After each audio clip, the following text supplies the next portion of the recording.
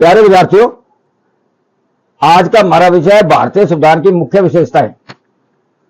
इससे पिछले वीडियो हमने बनाया था भारतीय संविधान के मुख्य स्रोत यानी सोर्सेज। तो आज से आपने वीडियो देखा होगा, आपको पसंद आ गया होगा। यदि उसमें कोई आपको कुछ भी कमी लगे तो प्लीज कमेंट करें, हम आपके कमेंट पर ध्यान देंगे। ठीक, तो आज के विषय पर आते हैं लौटकर। भारतीय संविधान की मुख्य विशेषताएं। नंबर 1, सबसे लंबा और लिखित संविधान है। भारत का संविधान दुनिया के सभी संविधानों से लंबा है और लिखित संविधान है। यानी कि भारतीय संविधान में मूल रूप से 395 आर्टिकल, 8 भाग और 22 अनुसूचियां, परंतु वो बढ़कर 12 भाग और 25 अनुसूची हो चुकी है। तो ये दुनिया का सबसे लंबा संविधान है। इसको बनाने में 2 साल 11 महीने 18 दिन लगे। ये लिखित भी है। दुनिया में 2 प्रकार के संविधान है, एक लिखित और अलिखित। ब्रिटेन का यानी ब्रिटिश कॉन्स्टिट्यूशन है जो संविधान है वो अलिखित है, अनरिटन है। अनरिटन मीन्स कि वो एक बार में जैसे हमारे संविधान सभा ने बनाया था ऐसे नहीं, वो रूढ़ियों, परंपराओं और संसदीय कानूनों का विकास हुआ है। पार्लियामेंट में जो जो कानून जैसे बनाते गए और जो परंपराएं थी, जो रूढ़ियां थी, उनसे धीरे धीरे उसका विकास हुआ। तो वो एक समय न बन के उसका धीरे धीरे विकास हुआ है। जबकि हमारा संविधान एक बार में ही एक निश्चित समय में बैठ के बनाया गया है। ठीक, तो हमारा संविधान लिखित में है, विभिन्न स्रोतों से विहित है। हमारे संविधान में संविधान निर्माताओं ने दुनिया भर के संविधानों का अध्ययन किया। उनमें जो चीज हमारे भारत के लिए अनुकूल लगी उन चीजों को वहां से उठाया गया और हमारे संविधान में डाला गया। इसके अलावा 1935 के एक्ट का भी काफी हिस्सा इसे मिला के और बहुत अच्छी तरह कोशिश करके एक बहुत बढ़िया संविधान बनाया गया जो भारतीय परिस्थितियों के अनुकूल था। नंबर 3, लचीला और कठोर का मिश्रण। हमारा संविधान में लचीलेपन का और कठोरपन का मिश्रण है। यानी संविधान का कुछ भाग लचीला है और कुछ भाग कठोर है। कुछ धाराओं को बड़ी आसानी से पार्लियामेंट सिंपल मेजोरिटी से अमेंड कर सकती है, यानी उनमें संशोधन किया जा सकता है साधारण बहुमत द्वारा, आर्टिकल 368 के तहत। और संविधान का आर्टिकल 2 और 3 में बिना 368 आर्टिकल के उपयोग के भी संसद संविधान में संशोधन कर सकती है। किसी स्टेट का नाम, राज्य का नाम बदलना हो, किसी का क्षेत्रफल घटाना बढ़ाना हो, कोई नए 2 राज्यों को मिला के नए राज्य का निर्माण आदि करना हो, तो उसमें संसद ऐसा कर सकती है बिना 368 का उपयोग किए। परंतु कुछ भाग ऐसा है जिसको 2/3 मेजोरिटी ऑफ बोथ सेशन, दोनों राज्यसभा और लोकसभा की 2/3 बहुमत द्वारा और राज्यों की आधी विधानसभा द्वारा अनुमोदित होने के बाद ही वो पास हो सकता है। तो दोनों रूप हमारे संविधान में है। परंतु लचीलेपन का भाग बड़ा है और कुछ संविधान का हिस्सा ही कठोर है। ओके, ये इसलिए किया गया ताकि संविधान निर्माताओं ने इस बात का पूरा ख्याल रखा कि आने वाली पीढ़ियां अपनी जरूरत के हिसाब से बड़ा आसानी से इसमें जो अपनी जरूरतों के हिसाब से उसमें संशोधन करके अपने हिसाब से बढ़ा सकें। नंबर 4, एकात्मकता की ओर झुकाव के साथ संघीय व्यवस्था है। मतलब हमारा संविधान वैसे तो फेडरल है, यानी संघ है, यूनियन ऑफ स्टेट, राज्यों का संघ है। झुकाव जो है वो एकात्मकता की तरफ है, यानी सेंट्रल स्ट्रोंग बनाया गया है, कनाडा की तरह है। हमारा जो केंद्र है उसको बहुत ज्यादा स्ट्रोंग बनाया गया है और राज्यों को सेंटर के मुकाबले में ज्यादा मजबूती बनाया गया है। यानी सेंटर के पास पावर शक्ति ज्यादा दी गई है। इमरजेंसी पावर भी सेंटर के पास है। आर्टिकल 352, आर्टिकल 356, 360 में संघ के पास बहुत शक्ति आ जाती है। तो स्टेट का सेंटर के सामने अलग अलग 3 सूचियां हैं, केंद्रीय सूची, स्टेट लिस्ट एंड कंकर लिस्ट। कंकर लिस्ट में भी यदि स्टेट और संघ का टकराव हुआ, राज्य और संघ का सेम सब्जेक्ट पर, तो उसमें जीत प्रेफर किसको किया जाएगा? केंद्र को। तो केंद्र को हर तरफ से मजबूत बनाया गया है, इसलिए झुकाव जो हमारे संविधान का है, भारतीय संविधान का जो झुकाव है वो एकात्मकता की ओर है, परंतु है हमारा संविधान फेडरल। ओके, नंबर 5 संसदीय शासन प्रणाली। भारतीय संविधान में संसदीय शासन प्रणाली को अपनाया गया है, यानी कि बहुत लंबे समय तक ब्रिटिश ने हमारे पर राज किया और ब्रिटिश के अंदर संसदीय शासन प्रणाली चली आ रही है। तो आर्टिकल 1935 में उसी ढंग से अंग्रेजों ने यहाँ स्थापित किया, तो उसकी हमें याद पड़ी, उसके हमने रिजल्ट देख लिए थे और हमें उसका एक्सपीरियंस हो चुका था। तो भारत के लिए संविधान निर्माताओं ने ये इसको उचित समझा, संसदीय शासन प्रणाली को, ना कि प्रेसिडेंशियल टाइप ऑफ गवर्नमेंट को।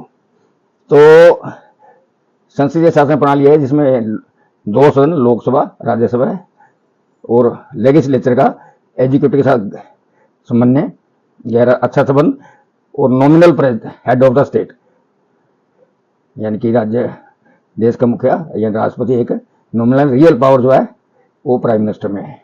और काउंसिल ऑफ मिनिस्टर जो एग्जीक्यूटिव है वो कलेक्टिव, यानी वो लेजिस्लेचर की तरफ, विधानमंडल की तरफ वो सामूहिक जिम्मेवार है। जो कार्यकारिणी है वो विधानपालिका की तरफ सामूहिक रूप से अपने कामों के प्रति उत्तरदायी है। तो हमने संसदीय शासन प्रणाली को अडॉप्ट किया, ब्रिटिश टाइप संसदीय शासन प्रणाली। विधायिका, कार्यपालिका और न्यायपालिका के बीच शक्तियों का पृथक्करण यानी सेपरेशन और नियंत्रण एवं संतुलन का सिद्धांत। ठीक, हमारे भारतीय संविधान में विधायिका, कार्यपालिका और न्यायपालिका के बीच शक्तियों का जो है यानी सेपरेशन ऑफ पावर वाला सिद्धांत बनाया गया है। सबकी पावर निश्चित कर दी गई और चेक एंड बैलेंस का सिद्धांत लागू किया गया ताकि कोई भी एक दूसरे पर हावी ना हो। यदि विधायिका कुछ गलत करती है तो कार्यपालिका के पास पावर है उसको निलंबित करने की, सस्पेंड करने, भंग करने की शक्ति है। विधानपालिका को भंग करने की शक्ति कार्यपालिका के पास है। यदि कार्यपालिका कुछ गलत करती है, कोई ऑर्डिनेंस वगैरह लाए या और, तो न्यायपालिका के पास भी जुडिशियल रिव्यू है, वो उसकी शक्तियों पर अंकुश लगा सकती है। यदि न्यायपालिका के जजों का हटाने का अधिकार भी पार्लियामेंट को दिया गया है, तो तीनों को शक्तियों का पृथक्करण भी है और चेक एंड बैलेंस यानी नियंत्रण एवं संतुलन का भी सिद्धांत लागू किया गया है। तीनों में समन्वय बना रहे और शक्तियों का वितरण भी रहे। तो ये हमारे संविधान में व्यवस्था की गई है। संसद की सॉवरेंटी और न्यायिक सर्वोच्चता के बीच समन्वय। संसदीय शासन प्रणाली में संसद को सर्वोच्च बनाया गया है, संप्रभु बनाया गया है, सॉवरेन बनाया गया है। ओके, परंतु सुप्रीम कोर्ट को जुडिशियल पावर देकर न्यायपालिका को भी सर्वोच्च बनाया गया है। दोनों के पास असीम शक्तियां हैं, परंतु दोनों की शक्तियों का बीच में दोनों में समन्वय बनाया गया है ताकि शासन सुचारू रूप से चल सके और डेमोक्रेसी अच्छी तरह सर्वाइव हो। एकीकृत व स्वतंत्र न्यायपालिका। हमारी न्यायपालिका का रूप जो है, स्वरूप है, वो एकीकृत है, यूनिटरी है और इंडिपेंडेंट है। शीर्ष पर सुप्रीम कोर्ट यानी उच्चतम न्यायालय, स्टेट में हाई कोर्ट और राज्य में हाई कोर्ट, और सबसे नीचे जो है जिला अदालतें, यानी जिला अदालतें, फिर हाई कोर्ट और उच्चतम स्तर पर उच्चतम न्यायालय। तो हमारे न्यायपालिका को अलग किया बनाया गया है, उसकी शक्तियां अलग है, उसको लेजिस्लेचर और एग्जीक्यूटिव से अलग रखा गया है, आजाद रखा गया है, और एकीकृत भी है, नीचे से लेकर ऊपर तक एक ही सिस्टम चल रहा है। त्रिस्तरीय शासन, त्रिस्तरीय न्यायपालिका हमारे पास है, हमारे यहाँ त्रिस्तरीय न्यायपालिका है, जिसमें सर्वोच्च न्यायालय जो है वो प्रमुख है, और जिले की जो न्यायालय सबसे छोटी इकाई, बीच में हाईकोर्ट राज्य का। आगे चलते हैं। एकल नागरिकता यानी सिंगल सिटीजनशिप। सिटीजनशिप दो प्रकार की होती है, एक सिंगल भी होती है और एक डबल होती है। अमेरिका में डबल सिटीजनशिप है, यानी दो ही नागरिकता है, यानी कि वहां स्टेट की नागरिकता अलग लेनी पड़ती है और संघ की सेंटर की केंद्र की नागरिकता अलग लेनी पड़ती है। यानी हर एक नागरिक को दो प्रकार की नागरिकता लेनी पड़ती है। स्टेट की अलग होगी, स्टेट की भी लेनी पड़ेगी और सेंटर की भी लेनी पड़ेगी। यानी सपोज को न्यूयॉर्क में रहता है तो उसको न्यूयॉर्क स्टेट की भी लेनी पड़ेगी और केंद्र की भी लेनी पड़ेगी। परंतु इंडिया में कोई कहीं भी रहता हो, इंडिया के किसी भाग में भी, सबके लिए एक ही नागरिकता है, चाहे असम रहे या पंजाब, बंगाल, उसको सिंगल सिटीजनशिप है, यानी सिंगल नागरिकता है, एक नागरिकता है। इससे देश में भाईचारा भी बढ़ता है और सरलता भी रहती है। आपातकालीन प्रावधान हमारे संविधान में, यानी भारतीय संविधान में इमरजेंसी आपातकालीन के लिए प्रावधान है। आर्टिकल 352, 356, 360 में आपातकाल प्रावधान किए गए हैं, यानी कि देश में संकट हो, आंतरिक या बाहरी रूप से कोई भी संकट हो, तो आर्टिकल 352 से देश में इमरजेंसी लगाई जा सकती है। यदि स्टेट मशीनरी में लॉ एंड ऑर्डर फेलियर हो जाए, कोई संवैधानिक प्रॉब्लम खड़ी हो जाए, तो वहां पर आर्टिकल 356 के अंदर राष्ट्रीय शासन लागू किया जा सकता है। यदि देश में किसी प्रकार की फाइनेंशियल इमरजेंसी आ जाए, तो आर्टिकल 360 के तहत फाइनेंशियल इमरजेंसी लगाई जा सकती है। ये तीन प्रकार की इमरजेंसियों को वर्णन हमारे संविधान में किया गया है। मौलिक कर्तव्य यानी फंडामेंटल राइट्स, ये नॉन जस्टिसेबल है, इनको अदालत में से लागू नहीं करवाया जा सकता। ये स्वर्ण सिंह कमेटी की सिफारिशों पर 42वें संविधान संशोधन द्वारा संविधान में ऐड किया गया, आर्टिकल 51A के द्वारा। संविधान के 51A, 51A, 51A संविधान की धारा जो है 51A में इसको एडेड किया गया 1976 में 42वें संविधान संशोधन द्वारा। यानी कि स्वर्ण सिंह कमेटी ने रिकमेंड किया था, सिफारिशें की थी, उसी के आधार पर 10 फंडामेंटल ड्यूटीज को 42वें संविधान संशोधन द्वारा आर्टिकल 51A में संविधान में शामिल किया गया। एक ड्यूटी, 11वीं फंडामेंटल ड्यूटी जो है वो बाद में ऐड की गई 86 अमेंडमेंट, कॉन्स्टिट्यूशनल अमेंडमेंट द्वारा 11वें संविधान संशोधन को भी उसमें ऐड किया गया। अब कुल कितने हो गए थे? 11। आगे चलें। स्वतंत्र निकाय, विधानपालिका और कार्यपालिका के अलावा संविधान में दूसरी स्वतंत्र निकायों का भी व्यवस्था प्रोविजन किया गया, व्यवस्था की गई है, प्रावधान किया गया है। जैसे इलेक्शन कमीशन ऑफ इंडिया यानी भारत का निर्वाचन आयोग, ये सारे भारत में लोकसभा यानी पार्लियामेंट के इलेक्शन और राज्य विधानमंडलों के और राज्य विधान परिषदों के इलेक्शन करवाता है। इसके अलावा क्या की व्यवस्था की गई है? कंट्रोलर एंड ऑडिटर जनरल की भी, कंप्ट्रोलर और ऑडिटर जनरल की व्यवस्था की है, जो कि सेंट्रल और एज वेल एज स्टेट के ऑडिट को करता है। जो सेंट्रल गवर्नमेंट के अकाउंट्स और राज्य के अकाउंट्स, राज्य सरकारों के अकाउंट्स को ऑडिट करता है, ये भी इंडिपेंडेंट है। इसको शॉर्ट में क्या कहते हैं, कंप्ट्रोलर एंड ऑडिटर जनरल को, ठीक, ये भी इंडिपेंडेंट है। यूपीएससी यानी कि यूनियन पब्लिक सर्विस कमीशन, ये एक इंडिपेंडेंट बॉडी है। ये सारे भारत में ऑल इंडिया सर्विस को कंडक्ट करता है, अखिल भारतीय सेवाओं का को ये आयोजन करता है और इस काम एग्जाम लेता है, इंटरव्यू वगैरह, उनकी अपॉइंटमेंट वगैरह सारी जिम्मेवारी इसी की है। ये बिल्कुल इंडिपेंडेंट है, इस पर किसी प्रकार का कोई दबाव नहीं होता। ओके, नाउ आगे चलते हैं। मौलिक अधिकार, संविधान के भाग 3 में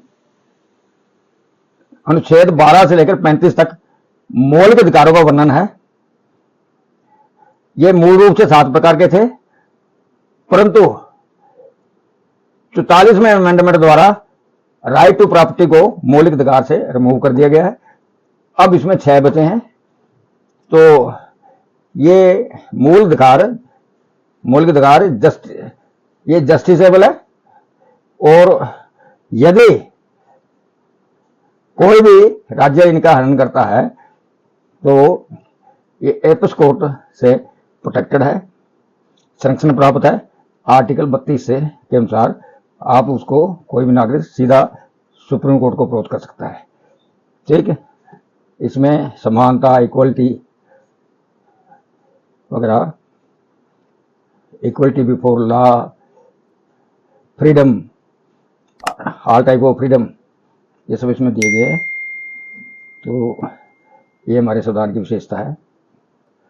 राज्य के नीति निर्देशक सिद्धांत, ये आर्टिकल 36 से लेकर 51 तक, इन 36 to 51 तक दिए गए हैं संविधान के भाग 4 में। संविधान के भाग 4 में आर्टिकल 36 से 51 तक इनका वर्णन है। ये नॉन जस्टिसेबल है, परंतु मौलिक है। ये देश में शासन व्यवस्था के लिए बनाए गए हैं। इनका मकसद था देश में एक कल्याणकारी राज्य की स्थापना करना। डायरेक्टिव प्रिंसिपल का क्या उद्देश्य था? इनका उद्देश्य है देश में एक वेलफेयर स्टैब्लिश करना, ताकि डेमोक्रेसी में एक वेलफेयर स्टेट होनी चाहिए, जो पिछड़े वर्ग के लोगों को, गरीब लोगों को बिना किसी भेदभाव के उनका जीवन स्तर उठाने का कार्य करे। आगे है धर्मनिरपेक्ष राज्य। धर्म निरपेक्ष शब्द जो है, यानी कि पंथ निरपेक्ष, हमारी संविधान में 42वें संविधान संशोधन द्वारा 1976 में जोड़ा गया। इसके अनुसार स्टेट का अपना कोई धर्म नहीं होगा, राज्य का अपना कोई धर्म नहीं होगा, परंतु राज्य सभी धर्मों का समान रूप से उसका आदर करेगी। और हमारे संविधान में आर्टिकल 25 से 28 तक सभी धर्मों को समान रूप से प्रोटेक्शन है, और सरकार ये सुनिश्चित करेगी कि किसी धर्म से किसी प्रकार का कोई भेदभाव ना हो। ना सरकार करेगी, ना सरकार करने देगी। भेदभाव ना खुद करेगी, ना किसी को करने देगी। ये हमारे संविधान में 42वें संविधान संशोधन द्वारा व्यवस्था की गई। ओके, आगे चलते हैं। त्रिसत्रीय सरकार, संविधान में व्यवस्था की गई है कि हमारी सरकार त्रिसत्रीय होगी, 3 टायर होगी। ऊपर सेंट्रल सरकार, फिर स्टेट की राज्य सरकारें, और नीचे लोकल बॉडीज यानी पंचायत और नगर पालिकाएं। ठीक, ये पंचायत और नगर पालिकाओं का पहले व्यवस्था नहीं थी। संविधान में 73वां संशोधन द्वारा पंचायतों का, और 74 में यानी 74 संविधान संशोधन द्वारा नगर पालिकाओं का प्रोविजन डाला गया। अब हमारी 3 टायर सरकार है, 3 स्तरीय है, यानी कि नगर पालिका, पंचायतें, लोकल बॉडीज, राज्य सरकार और केंद्रीय सरकार। सार्वभौमिक वयस्क मताधिकार हमारे देश में संविधान में ये व्यवस्था की गई है आर्टिकल 326 के द्वारा कि कोई भी नागरिक जो 21 वर्ष का है, चाहे स्त्री हो पुरुष हो, उसका कोई भी जाति हो, कोई धर्म हो, कोई रंग हो, किसी स्थान पर जन्म स्थान से उससे कोई बिना भेदभाव के वो मताधिकार का प्रयोग कर सकता है। परंतु 61 में यानी 61 में संविधान संशोधन द्वारा यह व्यवस्था की गई है, उम्र 21 साल से घटाकर 18 कर दी गई है। यानी 61 संविधान संशोधन द्वारा 21 वर्ष की आयु को घटाकर अब 18 वर्ष की कर दी है, और 18 वर्ष का कोई भी नागरिक अपना मत का प्रयोग बिना किसी रोक टोक के कर सकता है। प्यारे विद्यार्थियों, ये वीडियो आपको कैसा लगा आप जरूर कमेंट करना। यदि कोई कमी हो तो हम उसको दूर करेंगे। सब्जेक्ट मैटर बहुत ज़्यादा है, हमारी मजबूरी है कि वीडियो को छोटा बनाना पड़ता है। आगे चल के हम हर पॉइंट पर एक वीडियो बनता है वो हम बनाया करेंगे, उसमें आपको बहुत अच्छी तरह समझाया करेंगे। अभी हम 10 समरी टाइप ले रहे हैं, ठीक। तो इसमें आपको किताबों की भी जरूरत पड़ेगी, तो ये हमारी मजबूरी है वीडियो का कारण कि छोटा बनता है।